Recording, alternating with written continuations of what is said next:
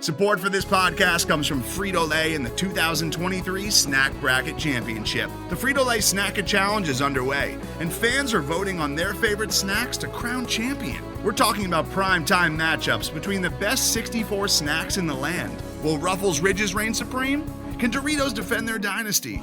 Or will Smart Food use their smarts for a surprise upset? Only you can decide. Get in on all the action for a chance to win up to $1,000 or a year's worth of snacks.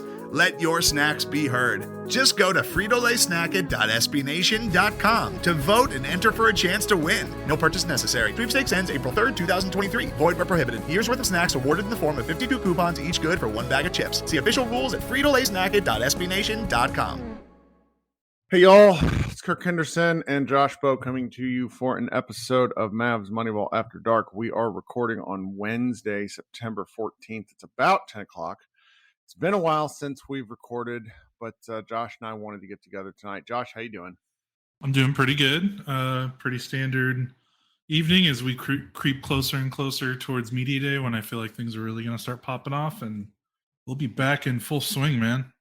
Well, and I think we kind of ought to just hit that off the top because we've not been recording as much simply because there hasn't been as much to say. And I record, like we work real hard in the season, probably too hard. Like when I get into a rhythm, I just kind of want to work because it makes the days go by. It's fun, it's enjoyable. But when there's not as much to say, there's just a little bit of an opportunity to, one, get in trouble, and two, just sort of make something where there isn't anything. And you know, we're inching up bit by bit. Media Day is a week from Monday. That'll be a lot of fun. We have a loose plan at Mavs Moneyball because, again, we're all either volunteers or lightly paid addicts of basketball. So, you know, we all do this kind of where we can fit it in. And we have like a loose plan to start rolling out coverage. But, you know, that just might not happen. We'll see what we might wait until after Media Day. I don't really know. I know my boss will be thrilled to hear that comment, but either way, you know, that's sort of where we are with that. So I apologize for not having a more regular schedule, but because posting regularly and giving y'all something to listen to and read about is actually really important to me. But I don't, I've not really wanted to stir controversy or anything by accident. So here we are. Hey, those talking to, like, I don't know if I said this on the pod, but I joke in our Slack that you are NBA media shadow broker. If we have any Mass Effect fans that are listening, and I've loved that you've used those connections. I listen to every single one of your talking to teams in the Western Conference. Like those are super fun. As someone that when the off season hits, I kind of empty my brain a little bit for sanity. And it's like a perfect way to be like, oh yeah, this guy's on this team. You know, this is what this team's doing. Like it was a nice like refresher course for kind of easing back into the season. I like. Well, in hindsight, we get a lot of things that are served up to us in the sense of, when you go into playoffs, you're just going to beat down content because there's people that are interested. It's a peak. It's like outside of free agency and trade deadline, playoffs are basically when your bread is buttered. And we worked really hard. And for a team that we didn't expect to go to the Western Conference Finals as analysts and writers, bloggers, whatever. No. And so when you do that for 2 more weeks, I think like by the end we were all kind of gassed. Then you go straight to the draft, then you go into free agency and summer league, and then when free agency was just kind of it was just kind of like, well, let's see what happens. Maybe something will happen, and just nothing materialized. And that's kind of the way it goes. And I think next summer. Because the NBA is back on a regular schedule, barring another worldwide pandemic. Knock on some wood there. But it's like maybe next summer, I think both of us will have a better feel about how to kind of. I'm going to try to work next summer to figure out a better plan for like regularly putting out content. Like I was just tired because I've talked about this with other people that do the beat, and it's like we really kind of worked on and off. I took over March 2020. You started putting together all that content that summer where it's just trying to make it through. Then there was the bubble resumption. And basically when you go from the bubble and the tail end of 2020 straight through to the end of this season, there were about 4.5 total months in like a 20 and basically a 22 month period that we had off. And it's just not the same when it's, you take a couple of months and then you're right back in basketball. And now we've literally had a real break. And, this this EuroBasket stuff has been a little fun, has been a fun interlude. We'll talk about that in a few minutes. But beyond that, it's just, there's not, it's kind of nice. Like, it's nice to have a break in the schedule. I love basketball, but I also want a mental break from the Mavericks because it makes me appreciate them a little bit more. Yeah, for sure. We get to catch up on real life. And I think, me and you probably go a little crazy, especially like during playoff time. We were doing our podcast, and then you were doing like podcasts in between games. And I was trying to write a story after every playoff game. Like we burnt the candle at both ends. We had 45 to 50 podcasts in the month of April and May each month.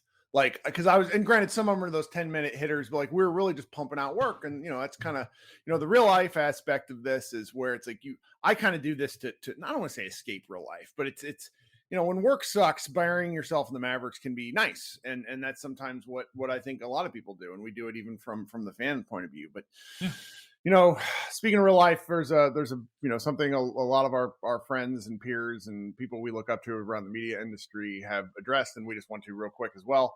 Our former colleague at Mavs Moneyball, Jonathan Tjarks, passed away over the weekend after a long, long battle with cancer.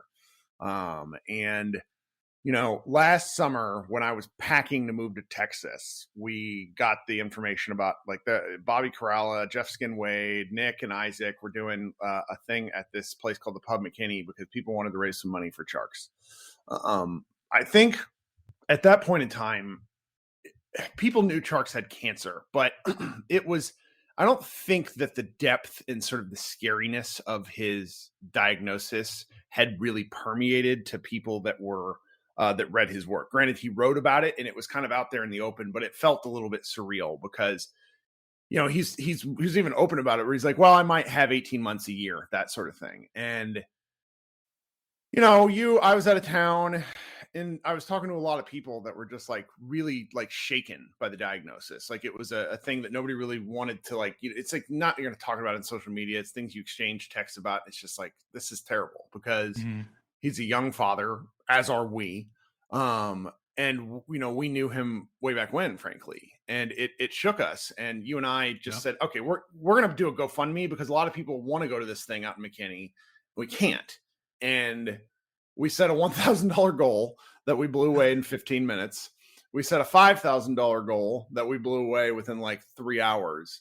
And then we just kept bumping it up. And by the time the fundraiser came around, there was in the neighborhood of $45,000. A donor, I want to say it was Isaac over at Locked On Mavs, was like basically like, I remember this vaguely. Isaac can probably clear this up, but like an anonymous donor was like, I want to put you over the top at 50,000 and donated $5,000. We were all, I just remember this because it was like first time I'd met you in person. We're all over there. We're looking at the Tjarks, and Tjarks had just come out of a chemo round and did not look good. I mean, his spirits were great, but he did not look good. And it was really wonderful to be able to say, hey, we're doing this for your family. And that was last summer, but the GoFundMe stays open because GoFundMes can stay open. Over the last year, and I get email updates about this because we're in charge of it. It goes straight to his wife, but it's like we're like the account holders. So it just sort of sat there open. And I would get update reminders. Well, when he went into hospice at the start of the month, Labor Day,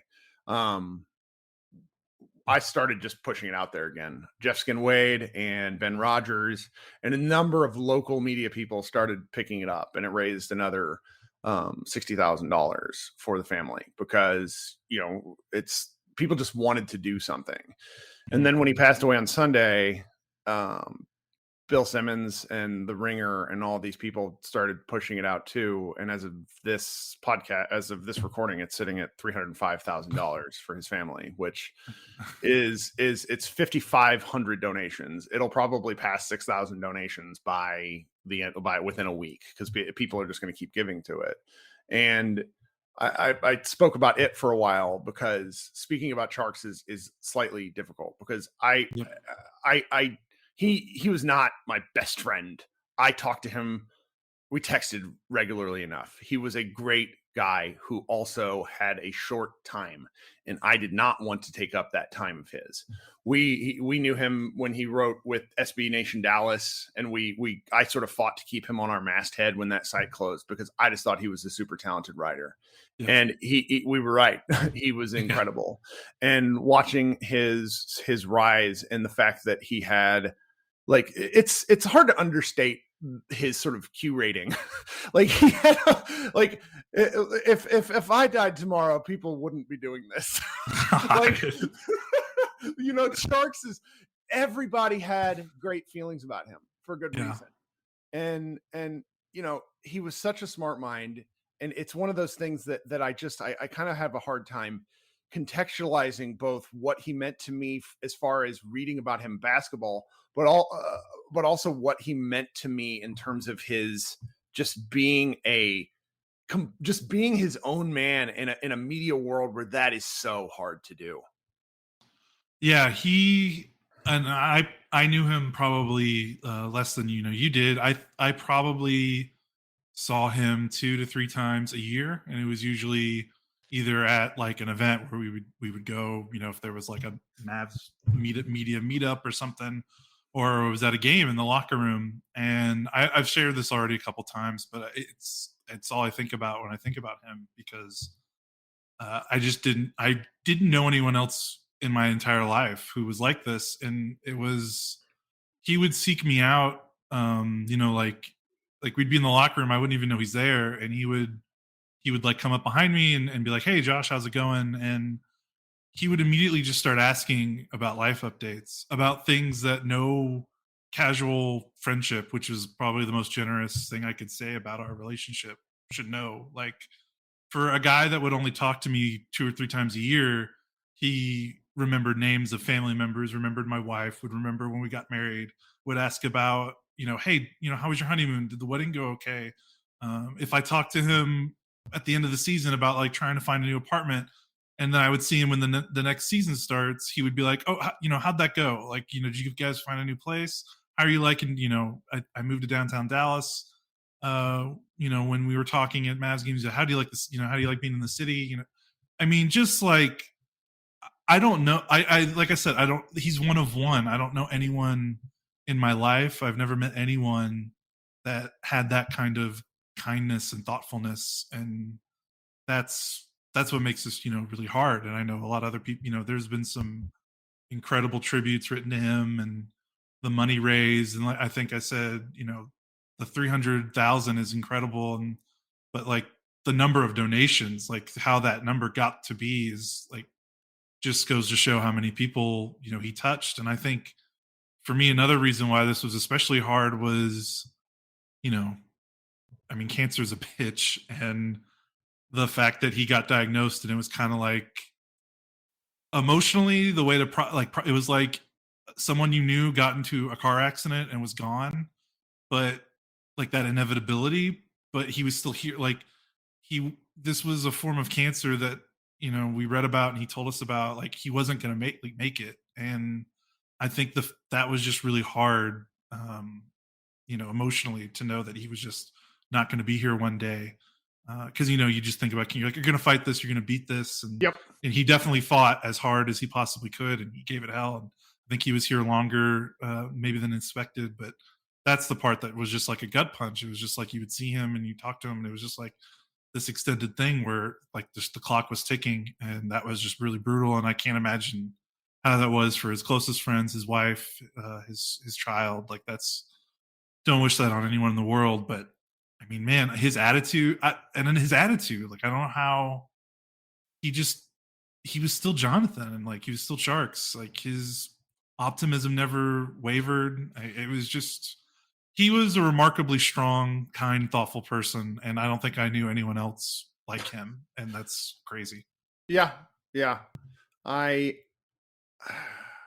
I've thought a lot about him, because I think that, you know, when you talked with him and you realized how serious his diagnosis was, and he and I went out and grabbed barbecue probably within a month of me moving here, and he was pretty direct about that. So it's, you know, I think we'd all it's still shocking and sad, but there was like a sense of sort of making peace with this, particularly if you've dealt with death in any sort of your friends or family, or sort of it's the grieving process is, particularly when it's like long coming, is different for everyone. But I'd sort of, it's sort of accepted it in a way, but I keep thinking about what he, just sort of how he fought it, and how he just sort of lived day to day in a way. Like Bill Simmons told some really good stories today on a podcast that him and Kevin O'Connor did, it just about how he made people feel at comfort, like the kind of things he would just ask you, which were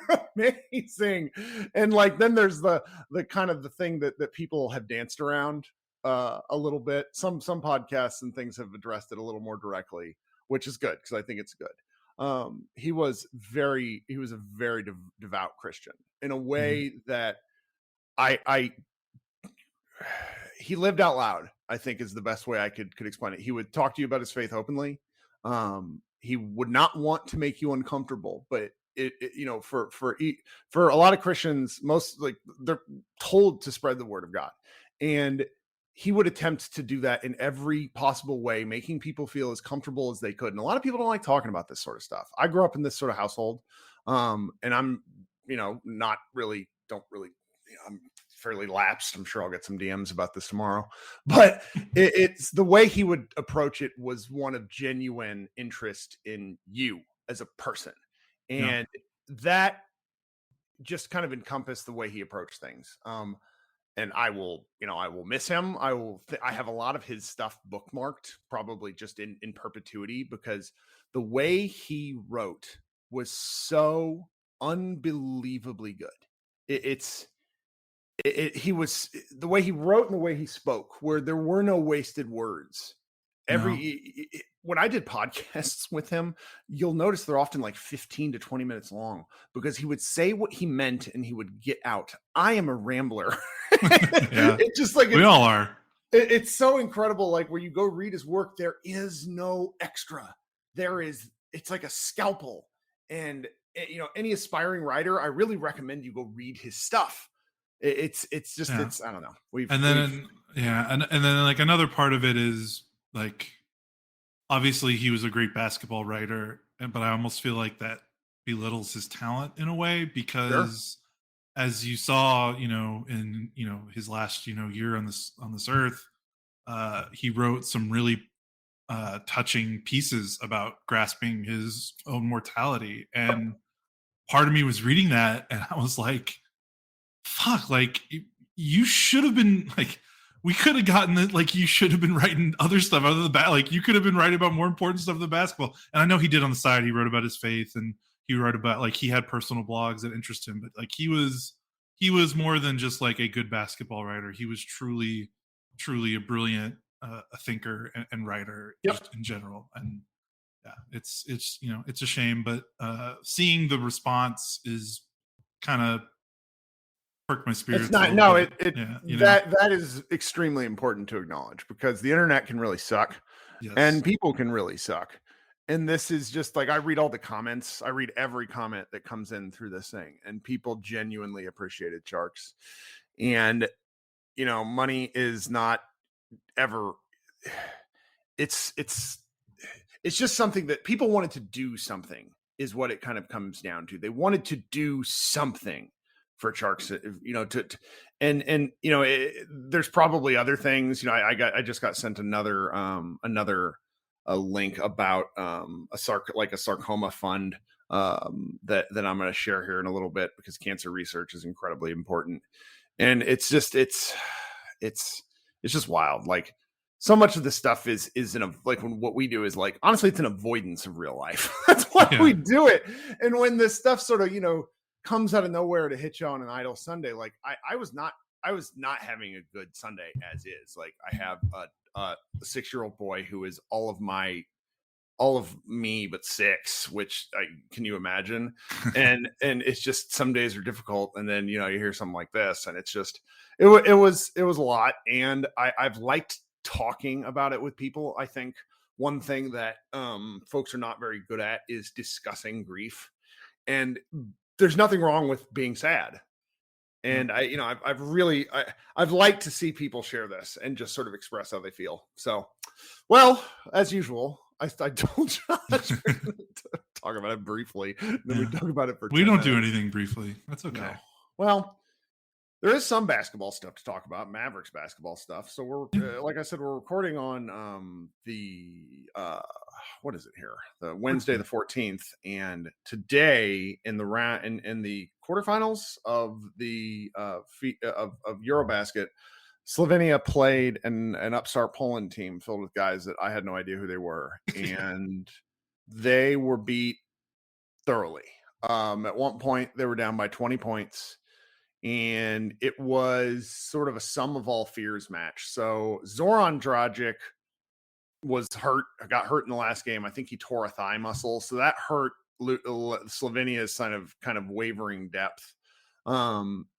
What I saw in this game, and I'm probably going to get corrected because I was like working while watching, but the rebounding for Slovenia caught up with them. Like Luka basically was the only guy on the team who could grab rebounds. The reffing was awful, but the reffing is always awful. Luka did his, he got techs at the worst time. He also fouled out with 3 minutes to go. In all honesty, it was probably one of the worst big game performances I have ever seen from Luka Doncic. It was that bad. He beat himself up pretty bad in the post game because, as a country with 2 million people, Luka's always going to give them a chance, but bites at the apple, there's a limited number of them in terms of these international competitions, which is why they're so important to this country and to the team. And they've had some bad beats. Luka didn't play defense all tournament to a degree, and some of things just caught up with them at the worst time. And they rallied all the way back in the third quarter, but then they lost anyways. And that was Luka and Slovenia had played with sort of a sense of inevitability at certain points during this tournament, and Poland just punched him in the mouth. I mean, it's sort of why we love watching basketball and why you love watching sport. Because number one, the 40-minute game meant if Poland could just hold them off a little longer, and that's what they did. It was real, and watching Poland celebrate was really cool. Like there was I had a great time watching this tournament. I'm probably going to keep watching out of the corner of my eye. And yeah, I'm not really sure what to say about Team Slovenia because sometimes sometimes things just don't go right. They have World Cup qualifier, which they're iffy on that, though. With some of the group play, I think there's still a chance, but with the way that the qualifiers occur, the next set of qualifiers, Slovenia will be missing their top 6 players. So it's a little dicey for them. Did you happen to catch any of it, or were you just following online? I was just following online because I am a cheap bastard that does not subscribe to ESPN Plus. But I did think it was kind of shocking to see Poland go up that huge second quarter and just reading it, I was like, this doesn't make sense. And I think I saw the post game stuff and I could see how dejected Luka was. And I think, with Serbia and Jokic losing and Greece getting knocked out early as well, I know Germany was still there, with Franz Wagner, and they're going to be they would have been a considerable challenge. And they were going to play France, and France and Slovenia have had some crazy matchups lately. But I think when Giannis and Jokic exited a little prematurely, there was kind of a sense of this is Slovenia's tournament to lose. I might be reading that wrong, especially with how Germany was catching on and France is still, they're still good. They're not has-beens or anything like that with Gobert on that roster, but just the sense of following the team. And, we know so many Slovenian fans now online because of Luka. They had a sense of man, we're going to do this because we're going to win EuroBasket again because then they win it a couple of years ago before Luka got drafted, if I remember right. So to lose to Poland, they don't even get to a third place game. That's tough. It's not like they lost to Giannis or Jokic team or France or Germany or even Spain, a team with a European team that has some background, some skins on the wall. I can imagine this was really tough, and it sounded like Luka took like you could get the sense of how tough the Slovenians took this loss by Luka's post game comments. So yeah, well, that's I mean, a big bummer. Goran's done. Like Goran is not going to play in any more international competitions. Yeah, this was and it's sort of, there's just passing of the torch, because I'm sure there are Slovenian players I don't know about, but Goran is special. And he was really important to them in this tournament. You got an element of watching this of both why we wanted the Mavericks to sign him and why the Mavericks didn't want to sign him. I think he's a big time 16-game player, but I do think there's a lot of credence to the fact that Jason Kidd would not be thrilled with his just inability to play defense. It's not that he doesn't want to, it's that he's 36. Right. And there's just, I get it. I've settled on that cause a little bit. It would have been really something if they had made it all the way, because he would have been a big part of that. But Luka's really banged up too. He had a bum ankle going into this game, so I mean that's definitely led to his sluggishness or sloppiness for sure. Yeah, and now they have it's like what we said. There's a week and a half. So on the 27th is the first day of practice. So he roughly has like 13 days off to before they start doing stuff. And for all we know, he could be heading back to Dallas in a few days to sort of get things going again. I think that he looks pretty good. I think that I saw there's elements of what you see when you watch him play in EuroBasket of things that he does for why he is so effective in the NBA, but also why we want him to play differently in the NBA. Some of the passes that he makes, the pass ahead stuff, like the Mavericks, like they just don't do that. Ben Zadell wrote a piece for it's like, please push Mavericks. And I just don't know why they don't. Is it because the game's 8 minutes longer? There's just stuff like, does he not trust the finishers? I mean, that could be a thing, but it's also, because there's so many bodies in the paint, like watching Luka basically have to operate and really pick his spots and getting into the key in EuroBasket was something. Hopefully in the NBA, I know the competition, there's bigger, more athletic guys in the NBA, but it's just, there were games in this EuroBasket tournament where he was shooting like 80% from two. And it's like, dude, just live inside, please. The three ball will come if you live inside, because then they're gonna have to play off him. And it's sometimes he just takes those threes because he's like, I'm gonna take this three. I don't know. I'm meandering and rambling at this point. Yeah. And I mean, we've seen. What his second season, he was basically LeBron at the rim in terms of efficiency and volume. Like that's kind of how he ascended from his rookie year to All NBA Luka that we know. So, he's got such for as wonky as his 3-point shot can be, he has an insanely beautiful touch in the paint. So, honestly, every time he drives in the paint and puts up a shot, it's almost like a Dirk mid-ranger. I'm just like, oh, that's going in. Like whether it's a floater or he's falling down or it's a layup or a drive. He is that good in the paint. So hopefully, he can live there this season, and hopefully, he's not coming into camp weighing whatever it was he weighed last year. And we can tell watching these games, he certainly doesn't look like the Luka that started last season. So that's a good sign. But I also know that Luka has shape-shifting powers, and 13 days off could literally mean he could look like anything when he comes into training camp. Yeah. So I'll see. I'll just, I'll just wait and see until media day, and we'll go from there. Yeah. There's, Dennis Schroeder still playing. Schroeder? Is that how you say his last name? I'm always bad at that, even though Brian Schroeder is like one of my best friends, and I screw up his name as well. There's a lot of clamoring. It's like, are the Mavs going to sign him? And I'll just say I don't see it, because if they were going to sign him, they would have signed him. Is where I land. Do you have any thoughts on it? Yeah, I think there's just too much baggage there. The Mavericks have had opportunities to acquire him, I feel like, for years now. How many times has his name come up in trade talks and rumored with the Mavericks, because they needed a point, before Luka was drafted, they needed a point guard in the worst way, like in the final years of the Dirk era when they're rolling out Raymond Felton and stuff like that. Like Right. he was always a name that I was like, oh well, he's just on the German national team, but they never happened. And when you see the way that he leaves teams, like every time he left the team, the team he was on felt like they couldn't wait to get rid of him. And when you have Dirk on your roster, if he's not, I would imagine at that time, if Dirk was like, "Hey, I get this guy, I want this guy," they would have gotten him, Yep. and Dirk would know him a little bit better, being a part of the German national team. So I never got the sense that Dirk particularly thought he was a good fit, which maybe tainted how the Mavericks organization felt about him.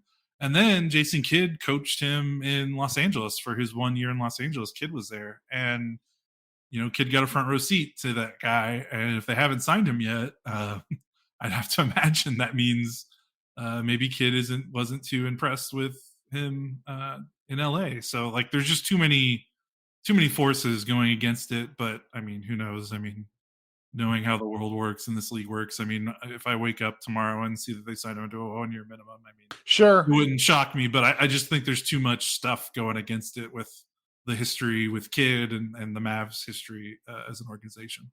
Yeah, I still think they're just sort of playing the field. Yeah. They're going to see if there's anything out there. They're going to be reactionary because that's sort of the only options that they have.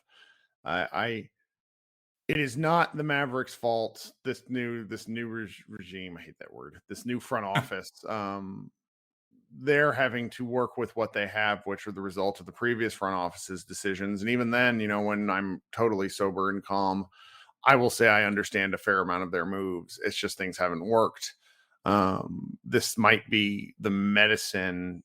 This is the taking their medicine year. Now, the thing that I have to reconcile, and I talked about this today earlier today, I went on a Twitter space, the 77 spaces with my friends Jazz, Jose, and Rolo. They let me come chat on their show a little bit. It was fun.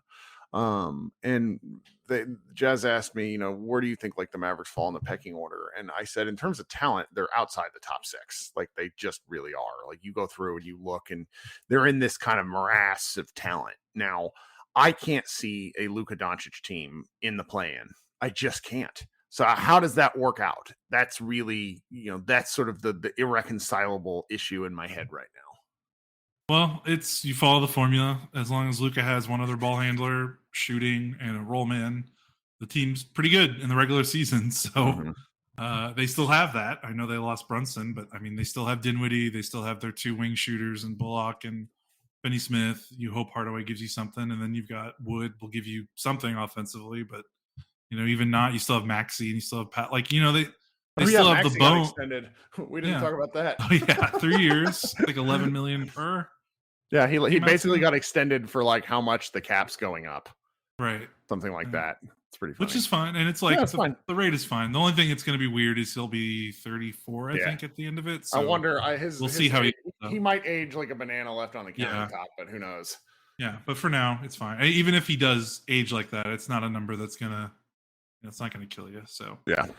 Do you want to talk about I think I'm gonna write about this before the week's over, but since we're kind of hinting at it, do you want to mention like what Zach Lowe and Tim McMahon talked about on on Lowe's podcast? I think it was last week. Tell me, I listened to it and then I told people to write about it. Now I can't remember what it was. What was it? They basically confirmed they're kind of doing what you've been saying, where like Lowe mentioned Mike Conley would be a really good spot for the Mavericks, sure. but they both kind of were like, yeah, but this team is not trading first round picks for role players. Like they are waiting to get all their picks back and save it for the next big trade. And that's kind of what you've been saying that. God, you've been saying that since the season ended. I feel like that's what they're gonna do. Well, it makes sense. It's just so like the market had shifted underneath them. Yeah. Like Danny Ainge and these idiots in Minnesota have completely screwed everyone.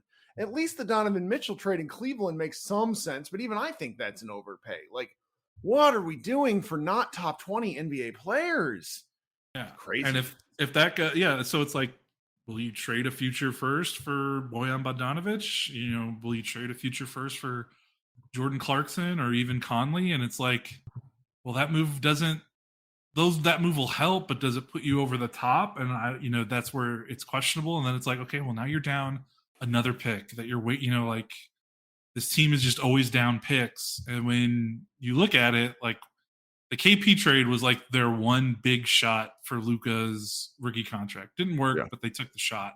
Well, Luka's starting his second contract. Presumably, they're going to have enough assets to do one more big trade. That's the move. Yeah. You get, because you keep trying. I've been telling the Mavs to hit singles and doubles instead of swinging for home runs. But at this point, they're so asset strapped. It's like they're just pushing the debt down the road if they keep trading these first. So I'm fine with them just holding off. Especially now that we've seen what the team can do after that Western Conference final run. I think that gives them a little leeway. Like, I think we feel, even with the offseason, I think we both feel pretty assured of their like floor in the regular season. So now it's like, okay, they need a second all-star. How are they going to get it?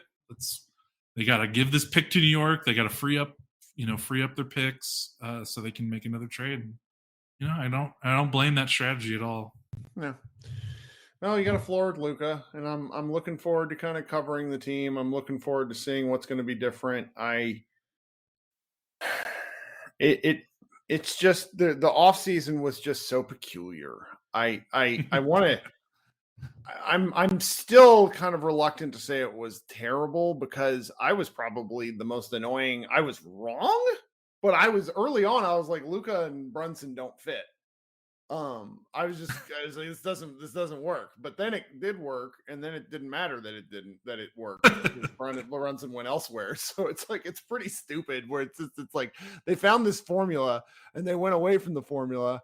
A lot banks on other people stepping up that aren't Luka, and it banks on them all stepping up kind of simultaneously, and that just seems like a risky maneuver. I don't know. Yeah, I mean, they just don't have, We'll see. I mean, we'll see. Like this could be fine because it is, it kind of comes back to the fact is long, I said this earlier and I could be wrong, but I feel like from January 1st on the last two seasons, the Mavericks have won 60% or more of their games. And so what if, just what if they didn't shit the bed the first 2 months of the season? Like that could change the trajectory of everything. It could, for sure. And I think probably the uneasiness comes from the fact that they've just sort of boxed themselves in terms of how they can improve. Like, they don't have two or three young guys toward the end of the bench that they can be like, okay, these guys we're going to develop these guys and they're going to be starters in 2 years. I'm sure some optimists will yell at me about Josh Green and Jaden Hardy, but like, I don't think those guys are blue chip prospects that you can hope that are, they're not going to have a top draft pick that they can use. That's going to, and they don't have cap space. So like their options are wait for more cap space or make a trade. And they just, those are your two options, I can understand, maybe the worrisome about like, well, what's the backup plan? Like, what if they can't make the big trade?